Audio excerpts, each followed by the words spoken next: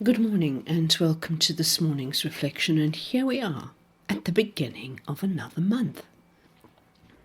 We respond to the invitation of Jesus, the one who loves us. At some level, we express our desire to be with Jesus in his mission from God.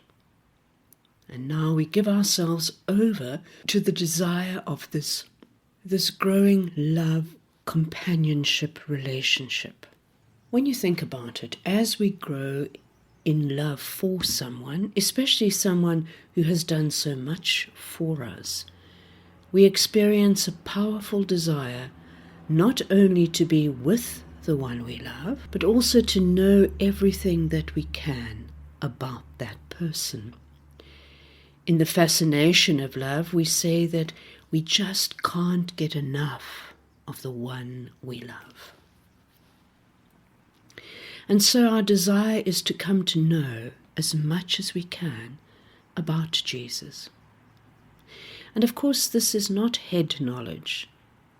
It's more the kind of discovery that leads to deeper feelings of intimacy and love, and deeper desires to be with him in whatever his mission might be.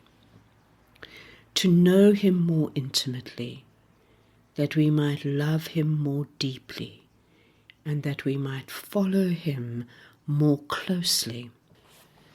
Now we ask Jesus to show us his life. Imagine asking Jesus to get out the photo albums of his life and page through them with us and give us just an insight into who he truly is.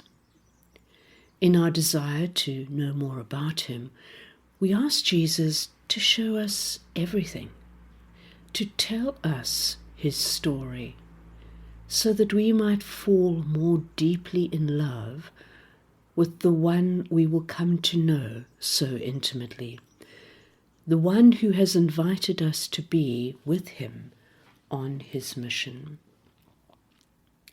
We imagine that in God's eternity, the Trinity of persons in God looked down on human history and was filled with infinite compassion. And that compassion caused the Trinity to send Jesus to be with us.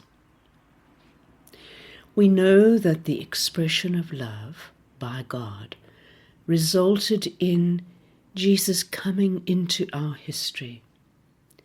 The preparation, the promises, the expectation, and finally the birth of Jesus and his life and death and resurrection for us. All of these stemmed from a deep compassion. And so today we enter into the mystery of the Incarnation, the choice of God to redeem our world. We imagine the response of God to the sin of the world, the response being the missioning of Jesus. And let's begin to express our desire to know his origins, that we might fall more deeply in love with him and be united with his mission, however he should choose to invite us to join him. In everyday life, falling in love doesn't need much practical help for getting started, for it seems just to happen. Falling in love seems easy.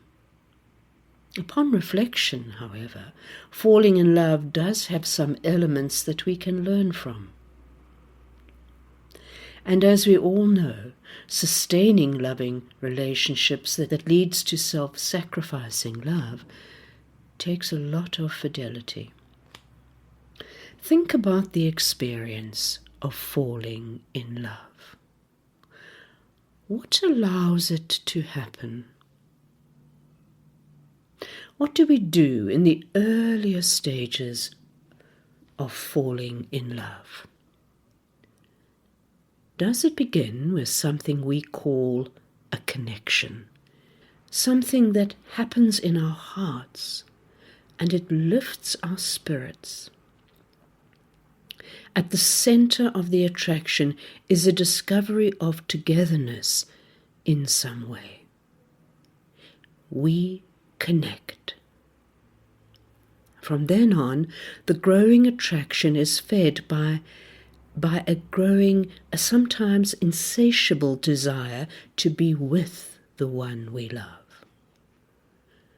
Growing love feeds the desire for growing union, a desire for ways to be with the other in deeper and deeper ways. In the very beginning, this may be quite unconscious, but before very long, we know we are in love. We start acting on that love. We think about or daydream about the other while doing all kinds of things. We call the other person more frequently and arrange to spend time together. We remember and replay our conversations. In the beginning, we talk about everything and anything. Nothing about the other person is boring. We want to know about all of the other's life experiences and choices, their likes and dislikes, and what makes the other person who they are. And at each new discovery, there is a deeper bonding. We look for ways to express our love through tender words, through acts of caring, by going out of our way to help the other. Each expression deepens the love.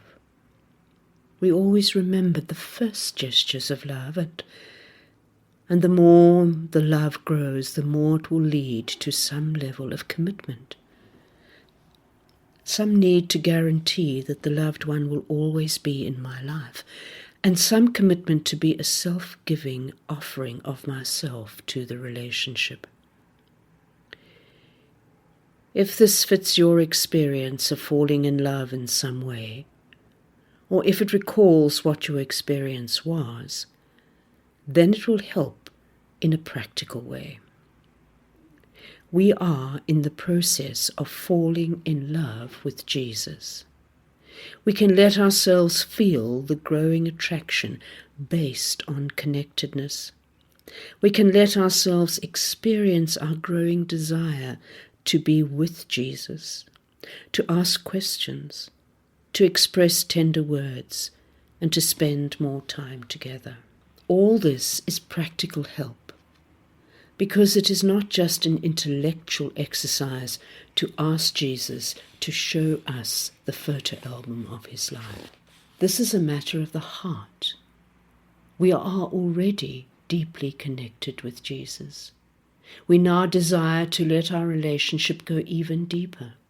The first pages of Jesus' photo album take us back to the beginning, and they show us an imaginative scene of the community of the Trinity looking forward through human history and experience what we can call only heart-wrenching compassion. Imagining God's compassion to send Jesus to our world, to our lives, that can be a very moving experience. So stay with it. Jesus is for us to a depth beyond our imagining. Jesus enters into our fleshness completely.